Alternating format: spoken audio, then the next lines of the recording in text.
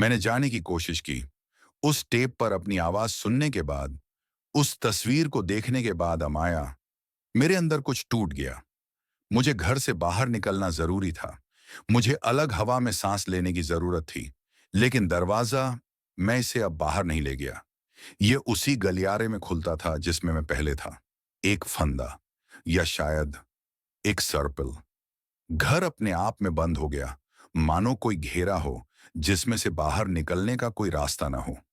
मैंने यह नोटिस करना शुरू किया कि कुछ वस्तुएं स्वयं ही अपना स्थान बदल रही थीं। जो घड़ी पहले 5:47 पर रुक गई थी, अब 3:33 पर रुक गई। हमेशा 3:33। हर बार जब मैंने देखा, समय एक ही था। कमरे की छत पर लकड़ी पर जला हुआ एक डिजाइन दिखाई दिया। एक वृत्त जिसके चारों ओर प्रतीक हैं और बीच में एक बिंदु। फ्लैश के साथ फोटो खींचते समय मैंने देखा कि यह प्रतीक घर में अन्य स्थानों पर भी दिखाई दे रहा था। पेंटिंग्स के पीछे, गद्दे के नीचे, टूटे हुए शीशे के अंदर। यह वही था, केंद्र बिंदु वाला एक वृत्त। कैमरे की फाइलों को खंगालने पर मुझे ऐसे वीडियो मिले जो मुझे याद नहीं थे रिकॉर्ड करने के लिए। उनमें से एक ने मुझे फर्श पर बैठे हुए दिखाया। मेरी आंखें खुली थीं और मैं कुछ दोहरा रहा था। संस्कृत, भ्रम में सच छुपा है, भ्रम में सत्य छिपा है। मैंने वीडियो को रिवाइंड करने की कोशिश की और मैंने देखा, मेरे पीछे अमाया दरवाजे पर खड़ी थी, छिरायु। लेकिन जब मैंने मुड़कर देखा तो वहां कोई नहीं था। मैंने लाल नोटबुक में लिखना शुरू किया, सब कुछ व्यवस्थित करने का प्रयास। टेप एक, मेरी आवाज, लेकिन मुझे इसे रिकॉर्ड करना याद नहीं है। लाल दरवाजा, अनुष्ठान, दर्पण जो छिपा है उसे दिखाता है। वृत्त हर जगह दिखाई देता है।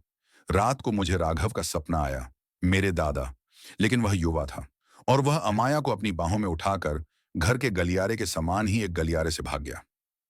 उनके पीछे कुछ उनका पीछा कर रहा था। यह मानव नहीं था, इसके सींग थे, बाहें बहुत लंबी, प्रतीकों से ढका हुआ शरीर, दीवारों पर अंकित वही वृत्त। जब मैं उठा तो लाल नोटबुक में कुछ नए शब्द लिखे हुए थे। वृत्त ही मुहर है, यह अंदर जो है उसे फंसा कर रखता है।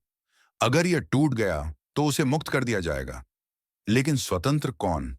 अमाया, या उसके पीछे क्या आता है? घर में मोमबत्तियां अपने आप जलने लगी, एक के बाद एक, मानो कोई किसी अनुष्ठान की तैयारी कर रहा हो। और कमरे के बीच में, फर्श पर, वह वृत्त राख से खींचा हुआ प्रतीत हो रहा था, बिल्कुल छत की तरह, बिल्कुल सपने की तरह। और फिर सामने का दरवाजा खुल गया। लेकिन वहां कोई शहर नहीं था, वहां कोई वाराणसी नहीं था, बस अंधेरा। और अंधेरे के बीच में वह अमाया, रोना, और उसके पीछे अंधेरे में उस चीज की आंखें।